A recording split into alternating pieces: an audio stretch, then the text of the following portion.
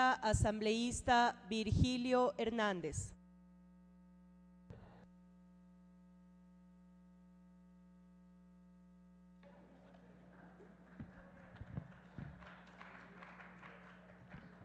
Gracias, presidenta. Hoy en la mañana, efectivamente, el abogado defensor de las víctimas decía y repetía una frase de Eduardo Galeano en el sentido de que el olvido está lleno de memoria. El olvido está lleno de memoria, y esto es importante repetir, porque frente a lo que aquí se ha dicho, obviamente que la lista está incompleta. Obviamente, básicamente lo que se ha hecho y lo que hizo la Comisión de la Verdad es analizar los crímenes de Estado producidos contra los integrantes de Alfaro Vive Carajo y de quienes se presentaron también a establecer las denuncias. Pero podríamos recorrer por el país y a lo largo y ancho seguiría incrementando. Ahora la compañera Roselira Muñoz nos ha puesto 2 o 3 nombres más. Y así podríamos sacar historias de historias. Yo les podría contar, solo por casualidad, que un 4 de septiembre del 87 fui secuestrado, encapuchado, detenido, trasladado a una cárcel de Esmeraldas, conjuntamente con el padre Graciano Mazón y otro misionero, y que estamos aquí por la intervención del obispo de Esmeraldas. Y así, y no está en la Comisión de la Verdad, ni tampoco pretendo que se incorpore en la lista de víctimas. Solo para mencionar y darles la razón de que la lista está incompleta, efectivamente. Claro, y como aquí se dice que hay ciudadanos ejemplares que han respetado la institucionalidad, ya mis compañeros se han esforzado en recordarnos la memoria de quiénes son esos ciudadanos ejemplares. Quizá como yo no tengo este nivel, y porque creo que simbólicamente es importante repetir, voy a decir lo que ese ciudadano ejemplar decía aquí mismo, la primera parte por lo menos, para que la ciudadanía recuerde cómo se manejaba el Estado, con esa visión patriarcal y patrimonial, de pensar que efectivamente, como decía Luis XIV, el Estado soy yo. Ven para mearte, enano. Y seguía una serie de epítetos al diputado Víctor Granda. ¿No se acuerdan de eso? Ese es el ciudadano ejemplar que ha contribuido tanto con la patria. Ven para mearte, enano. Esos eran los epítetos al diputado Víctor Granda. Eso es del ciudadano ejemplar. Es el ciudadano que dice y que aparece en un video señalando que es lícita establecer la pena de muerte en un país en cuya constitución del 79 estaba prohibida la pena de muerte. Ciudadanos ejemplares. Y voy a seguir coincidiendo. Obviamente que el país sigue esperando, pues, resultado de la investigación del 30 de septiembre. Claro que queremos saber quiénes son los responsables, porque no nos creemos que esa articulación entre policía y militares fue una articulación mágica. Todos los recintos pararon, ¿sí? Y al mismo tiempo el aeropuerto de Quito con carteles preparados.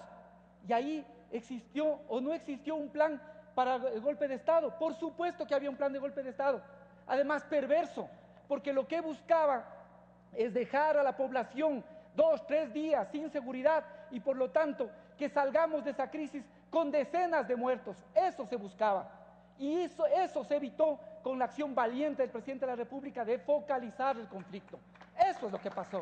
Por lo tanto, obviamente que queremos también la verdad y obviamente que seguimos esperando y que se pueda establecer cuáles son los responsables.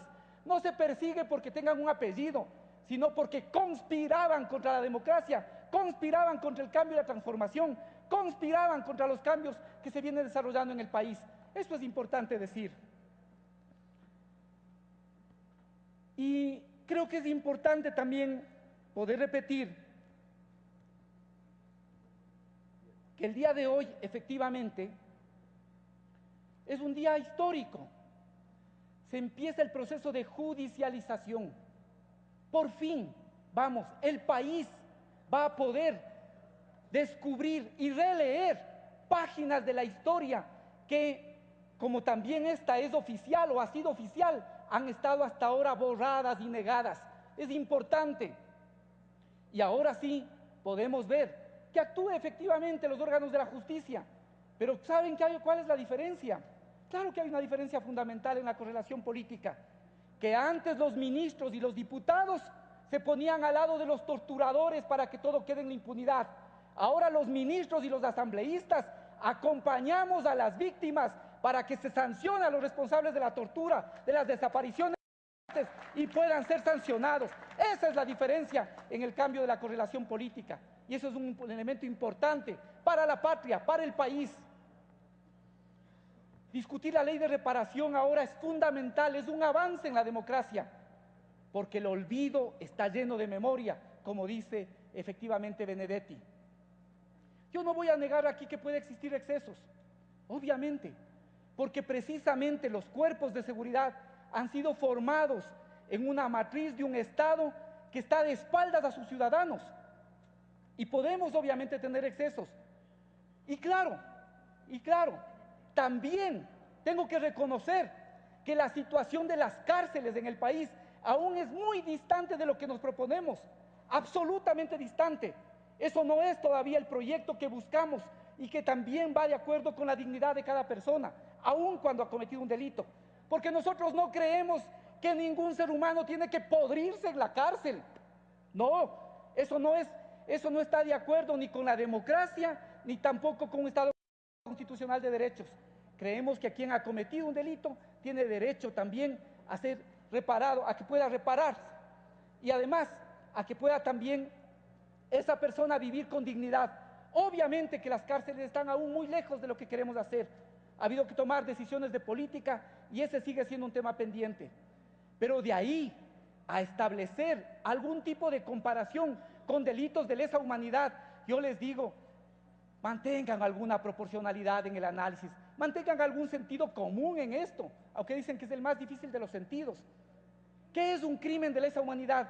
Política de Estado generalizada, sistemática, de persecución a los ciudadanos. ¿A quién de nosotros se nos ha ido de la memoria los escuadrones volantes? ¿A quién de nosotros se nos ha ido de la memoria los procesos de persecución sistemática y permanente que existía en el gobierno de Febres Cordero? ¿A quién de nosotros se ha olvidado que este tema de que aparecían muertos, torturados, desaparecidos, era una cosa del Estado? Y de eso estamos hablando. Crímenes de lesa humanidad que el país no puede olvidar precisamente para alimentar la memoria. Son cosas absolutamente diferentes. Son cosas diferentes. Y esto es lo que estamos asistiendo hoy. Esta ley precisamente tiene que ver con eso, con que el Estado pueda reparar, y ahora nos corresponde, incluso en la conducción de ese Estado, a nosotros como Movimiento País, lo que se hizo irresponsablemente, atentando contra la vida, contra los derechos humanos y las normativas que estaban vigentes, tanto a nivel nacional como internacional. Este es un elemento fundamental. Yo, señora Presidenta, quiero hacerle una propuesta a usted y al Pleno de esta Asamblea. Aquí se ha hablado mucho, efectivamente, de un monumento. Y yo creo que es importante que exista un monumento que nos recuerde que no puede existir más impunidad. Por eso, en los patios del complejo legislativo, yo quiero proponerle que efectivamente levantemos un monumento contra la impunidad, que sea el sitio público, además, para que efectivamente la ciudadanía pueda recordar que estos hechos no pueden pasar, no pueden repetirse y no pueden olvidarse. Y obviamente, una buena imagen, un buen símbolo de esa impunidad es la figura del ingeniero León Febres Cordero, que seguramente desde el infierno, junto con Robles Plaza, habrá seguido esta sesión y no podrá descansar en paz.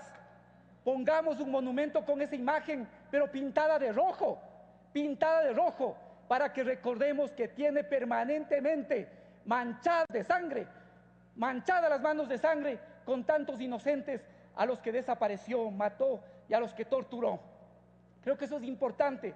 Sería bueno para la democracia, así como fue bueno tener en el mural el casco de la CIA, que era además la que recomendaba las medidas de seguridad y las medidas que debían tomarse. Asimismo, en este recinto, creo que debe existir un monumento contra la impunidad y la imagen de Febres Cordero, manchada de sangre, de rojo, creo que representa bastante bien esa etapa nefasta de la historia ecuatoriana. Por último, y para concluir, señora presidenta, quiero señalar 3 observaciones muy concretas de esta ley.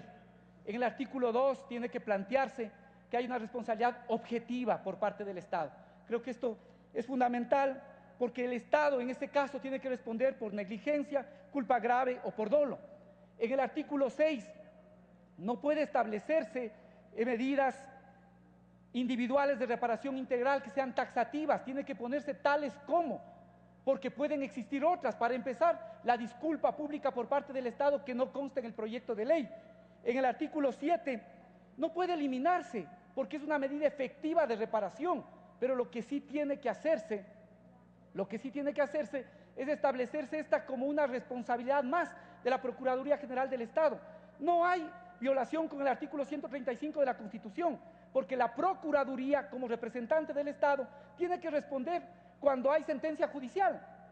Y lo mismo, si es que hay un acuerdo reparatorio, la Procuraduría debe estar habilitada para ello, y lo que hay que incluirse es esa potestad de la Procuraduría General del Estado. Esas serían las observaciones puntuales y reitero, Presidenta, que pensemos en esta posibilidad de un monumento contra la impunidad, y quien representa ese monumento contra la impunidad es Febres Cordero, manchado de rojo por los crímenes cometidos y por la etapa nefasta que representa para la historia del país. Gracias.